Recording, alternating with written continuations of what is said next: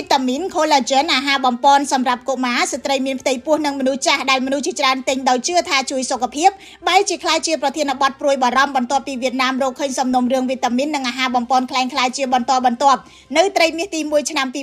2026ករណីខ្លះពាក់ព័ន្ធផលិតផលคล้ายរាប់រយតោនខ្លះរាប់ពាន់ប្រអប់ហើយខ្លះត្រូវបានរកឃើញថាមានសារធាតុហាមឃាត់ដែលអាចបង្កគ្រោះថ្នាក់ដល់បេះដូងនិងសរសៃឈាមខួរក្បាលព័ត៌មាននេះកំពុងត្រូវបានចែករំលែកឡើងវិញលើបណ្ដាញសង្គមទាំងនៅវៀតណាមនិងកម្ពុជាបន្ទាប់ពីទំព័រសង្គមមួយចំនួនបានផ្សព្វផ្សាយបញ្ជីឈ្មោះនិងរូបភាពផលិតផលដែលត្រូវបានអាជ្ញាធរវៀតណាមបង្ក្រាបបានទោះជាយ៉ាងណាសំណុំរឿងទាំងនេះជាករណីធំដែលត្រូវបានរាយការណ៍នៅវៀតណាមចាប់ពីខែមករាដល់ខែមីនាឆ្នាំ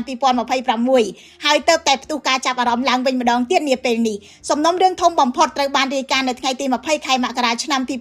2026ដោយ VN Express រាយការណ៍ថាប៉ូលីសខេត្តឡាវខៃបានរកឃើញថាក្រុមហ៊ុន MediStar វៀតណាមផលិតនិងជួញដូរអាហារបំប៉នคล้ายរាប់រយតោនទូទាំងប្រទេសចាប់ពីឆ្នាំ2012ដល់ឆ្នាំ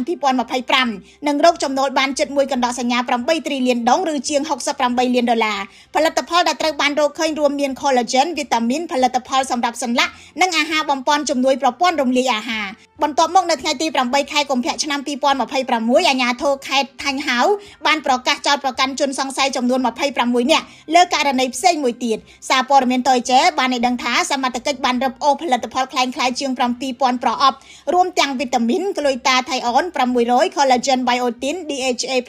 GA Creation ដែលคล้ายម៉ាករបស់អាមេរិកនិងអូស្ត្រាលីជាដើមបណ្ដាញនេះរកចំណូលបានជិត$2 លានមុនពេលត្រូវបានបង្ក្រាបនៅខែមីនាឆ្នាំ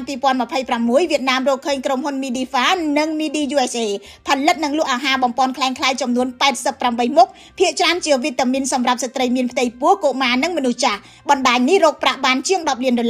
អ្វីដែលធ្វើឲ្យករណីទាំងនេះគួរឲ្យព្រួយបារម្ភគឺរបាយការណ៍របស់អាជ្ញាធរវៀតណាមបានបញ្ជាក់ថាផលិតផលអាហារបំប៉ននិងថ្នាំសម្រក់ទម្ងន់คล้ายមួយចំនួនមានផ្ទុកសារធាតុស៊ីប្រូតាមីនដែលបង្កហានិភ័យធ្ងន់ធ្ងរដល់បេះដូងសម្ពាធឈាមនិងសរសៃឈាមខួរក្បាលផលិតផលជាច្រើនទៀតត្រូវបានរកឃើញថាมันមានសារធាតុចិញ្ចឹមត្រឹមត្រូវតាមអ្វីដែលផ្សព្វផ្សាយនោះទេមិនទាន់មានព័ត៌មានថាផលិតផលคล้ายទាំងនោះត្រូវបានចែកចាយដល់ប្រទេសណាខ្លះឡើយខ្ញុំរស់សុធាពី News Today NTTV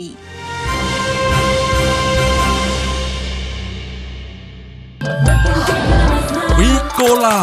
រសជាតិនៃមោទនភាពជាតិ Our Cola Our Pride